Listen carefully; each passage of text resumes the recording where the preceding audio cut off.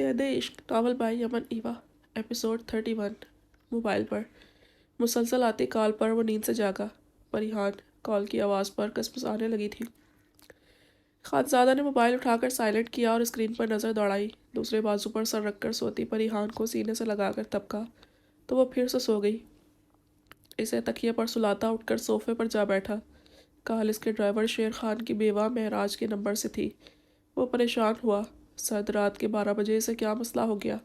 Call back करके नींद से भरी गुलाबी आंखें बंद करता सोफे से टेक लगा गया। कॉल अटेंड हो गई थी। खानज़ादा साहब रात गए, कॉल के लिए माजरत।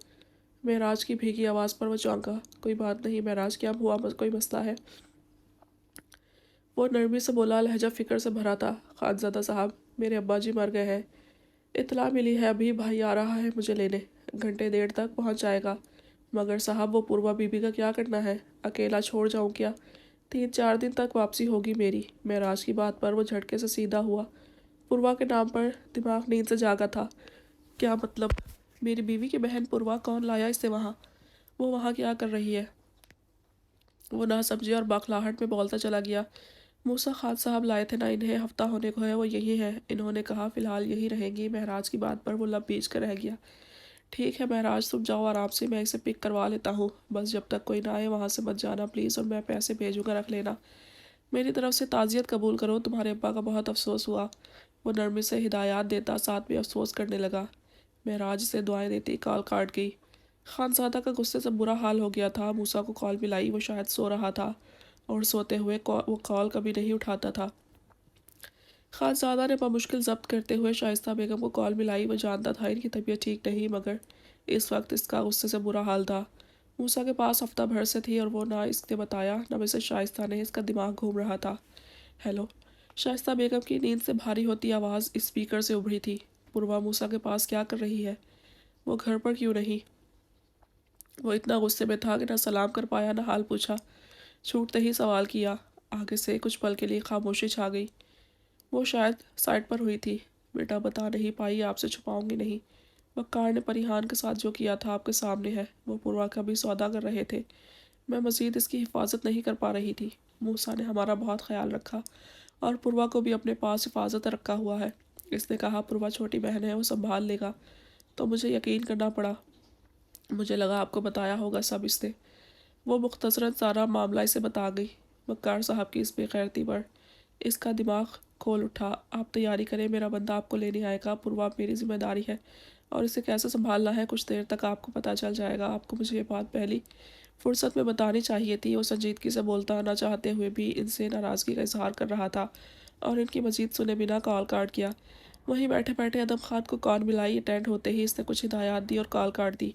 शुक्र था अदब खान अभी शहर में ही था। इस बार कॉल काट कर इसने ईसा को कॉल मिलाई। नींद से जागने पर सर दर्द कर रहा था। मूसा पर गुस्सा बदस्तूर था, मगर फ़िलहाल ये मामला संभालना था। हेलो भाई। यार बीवी के आने के बाद भी रातों को आप मुझे कॉल्स करें तो दुनिया के फीके तरीन इंसान हैं। नींद से भारी आवाज़ में बोलता ईसा शायद नींद में ही था अभी। खानज़ादा ने जब्त से सुना। ईसा, मुझे ज़रूरी काम है तुमसे अभी, और इसी वक्त उठो और मेरे शहर वाले घर की तरफ जाओ। परिहान की छोटी बहन वहाँ अकेली है, महराज से जाना है, इसके जाने से पहले इसे वहाँ से ले आओ। खानज़ादा ने इसे हिदायत दी। ईसा बेजारी से सुन रहा था।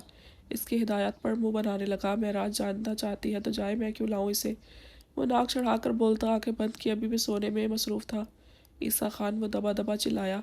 जी चाह रहा था जाकर 2 लगाए। इस वक्त वो निकल भी जाता शहर के लिए तो बहुत देर से पहुंचता। इसकी मजबूरी थी, इसे ईसा पर डिपेंड करना पड़ रहा था। तुम नहीं कर सकते तो बता दो, तुमसे उम्मीद रखी, इसके लिए सॉरी। सो जाओ। खानजाने ने कॉल काट दी।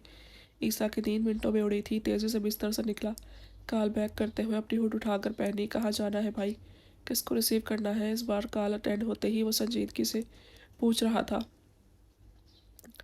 खानज़ादा ने हिदायत दोहराकर कॉल बंद कर दी। सर दुबाता वो इस वक्त शदीद टेंशन में बैठा था। सामने बिस्तर पर परिहान सुकून से सो रही थी और वो इसके हिस्से की जिम्मेदारी लिए वही सोफे पर बैठा रह गया।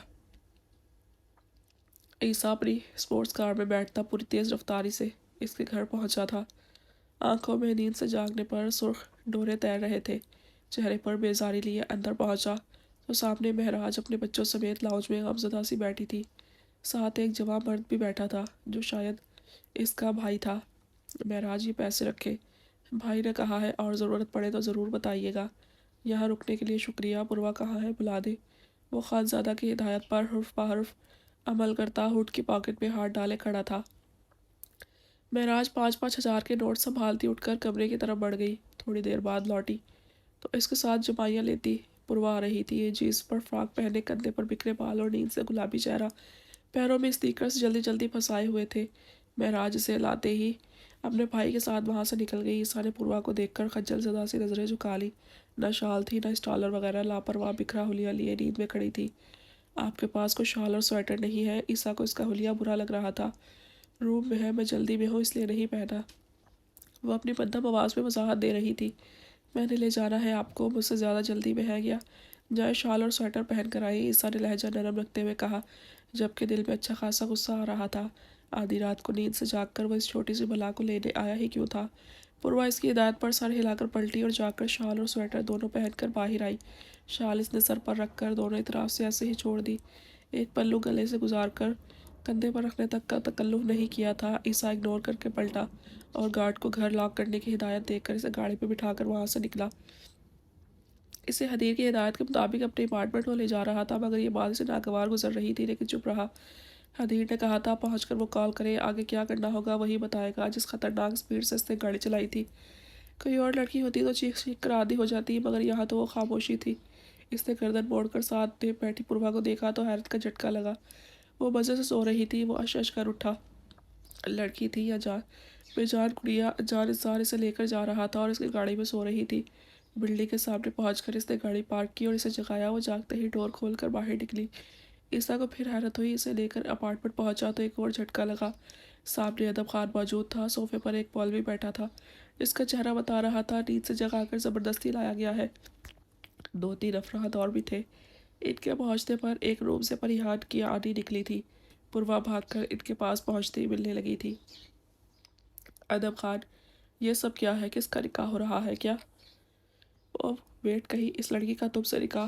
वो मुँह खोले सब देखता चौंक कर बोला, आपसे निकाह है इनका ईसा साहब। अदब खान ने मुस्कुराहट दबाकर एहतराम से जवाब दिया, लाला ये क्या धोखा दिया है आपने? निकाह किस लिए? ईसा ने पहली फुर्सत में कॉल मिलाकर शिकवा किया, तो तुम्हें क्या लगा मैं तुम पर ट्रस्ट करके बगैर किसी रिश्ते के इसे तुम्हारे पास रखूँगा? मूसा ने यह हरकत करके पहले ही मेरा पारा हाई कर दिया है। तुम मुझसे सवाल किए बगैर सीधा जवाब दो। खुद करोगे निकाह या मैं पहुँच कर करवाऊँ? खानज़ादा के बेलचक लहजे पर ईसा ने लब बीच दिए। मूसा ने ऐसा क्यों किया वो नहीं जानता था, मगर इस वक्त इसे ज़बरदस्ती एक अनजान इंसान के साथ बांधा जा रहा था। मैं इस लड़की को जानता तक नहीं, आज पहली बार देखा है। लड़की नहीं रोबोट है। आपकी क्या मजबूरी है नहीं जानता, मगर यहाँ मेरे अलावा अदब खान भी मौजूद है। मेरे साथ ये ज़बरदस्ती मत करें। ईसा के जुमले पर खानज़ादा का जब्त जवाब दे रहा था। ईसा खान, या निकाह करो या बकवास बंद करके एक साइड पर बैठ जाओ। मशवरा नहीं मांगा, सीधा इनकार भी मेरे मुंह पर मार सकते हो। अगर मूसा चुपचाप इसे अपने पास ना रखता तो रात के इस पहर ये वक्त ना आता, ना ही कभी तुमसे मदद मांगता। खानज़ादा के सख्त और नाराज़गी भरे जुमलों पर ईसा को सदमा लग गया। अभी कुछ देर पहले आयरा को मुस्बत जवाब देकर हटा था। इसका यकीन मांगने पर कहा था कि वो खान मर्द है, अपनी ज़ुबान से नहीं फिरता। यहाँ निकाह का हुक्म देते हुए पूछा तक नहीं, कहीं कमिटमेंट तो नहीं की। वो पहली बार खानज़ादा से दिल में नाराज़ हुआ था। गुस्से से कॉल काट कर मोबाइल दीवार पर दे मारा। नींद में बैठे मौलवी साहब और गवाहान अपनी जगह से उछले। अदब खान सकून से खड़ा था। वो जानता था खानज़ादा हदीर का कहा कोई टाल नहीं सकता था, क्योंकि वो इनकार का ऑप्शन कम ही रखता था। ईसा भी लाख नाराज़गी जता लेता। खुद को ठंडा करके अगले कुछ मिनटों में मौलवी साहब के सामने बैठा था। पूर्वा के साथ शाइस्ता बेगम बैठी थी। हॉस्पिटल से भेजते हुए कह दिया मिलने आऊँगी, जल्द मिलने आई तो फिर निकाह के लिए बिठा दिया। क्या ये ज़रूरी है? वो कठपुतली बनी, वो सब करती चली गई जो कहा जा रहा था। ईसा ने इसे कभी नहीं देखा था, ना उसकी कभी सैकड़ों वसीले इंसान से पाला पड़ा था। रात के तकरीबन 2 बजे वो दोनों निकाह के बंधन में बंध गई। ईसा निकाह होते ही कमरे में जाकर धाड़ से दरवाज़ा बंद कर गया। अदब खान मौलवी साहब और गवाहान को जहाँ से लाया था वहाँ छोड़ने चला गया। शाइस्ता बेगम रोनी सूरत लेकर बैठी पूर्वा को दूसरे कमरे में छूटे सच्चे दिलासे देती सुला चुकी थी। बाहर आई तो मुअद्दिब सा अदब खान इनका मुंतजिर था। इनको जिस खामोशी और राजदारी से लाया था, इसी खामोशी से वापस घर पहुंच आया और ख़ुद खानज़ादा के शहर वाले घर में चला गया। ईसा के अपार्टमेंट का बैरूनी दरवाज़ा जाते हुए अदब खान ने खुद ही लॉक कर दिया था। वो 2 अलग कमरों में पड़े थे। फ़र्क इतना था, पूर्वा इस बार भी मामले की संगीनी को समझे बिना नींद पूरी कर रही थी और दूसरे कमरे में लेटा ईसा अपनी बेबसी اور اس زبردستی پر غصے سے ساری رات سو نہیں پایا۔ ادب خان نے خانزادہ کو سب خیریت سے ہو جانے کی اطلاع دی تو وہ بھی گہرا سانس بھرتا تھکن زدہ سا اٹھ کر بستر پر لیٹا اور پریحان کو عادت کے مطابق سینے سے لگا کر اس کے چہرے کو نرمی سے چھوتا، اس کے سر پر گال ٹکا کر آنکھیں موند گیا۔ رات کو دیر سے پہنچی شائستہ بیگم نیند سے بحال تھی۔ صبح صبح وقار صاحب کے جگانے پر اٹھی۔ وقار صاحب اتنے دن کا صبر ختم کیے پوربا کی غیر موجودگی کا سوال کر رہے تھے۔ وہ صفاٹ چہرہ لیے ان کو بولتا سن رہی تھی۔ ان کی غائب دماغی پر وقار صاحب بری طرح جھنجھلائے تھے۔ دیکھیں شائستہ، آپ کی طبیعت کا لحاظ کر رہا ہوں، آخر پوربا کہاں گئی اتنا تو بتا دے، وہ جوان لڑکی ہے، ذمہ داری ہماری خبر ہونی چاہیے۔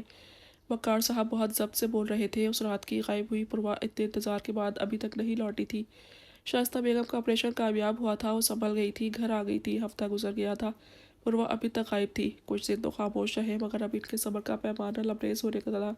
شائستہ بیگم کی خاموشی بتاتی تھی وہ جانتی ہے پوربا کہاں ہے، پریحان کے پاس بھیجا تھا، وہ ایسے حالات میں تھی۔ عدت اور تنہائی میں نہایت بگڑتی حالت نے مجھے پریشان کیا تو اس کو وہاں بھیج دیا۔ اب تو ماشاءاللہ حدیر آ گیا ہے، کچھ وقت وہ پاس رکھے گے پھر پریسا کے پاس چلی جائے گی۔ وہ تحمل سے بول رہی تھی، دل دکھ سے بھرا تھا۔ وقار صاحب کا یہ روپ پہلی بار سامنے آیا تھا۔ پریسا کے پاس کیوں، ہماری بھی بیٹی ہے، در بدر کیوں کر رہی ہو؟ وہ دانت کچکچا کر رہ گئے، واقعی ہماری بیٹی ہے؟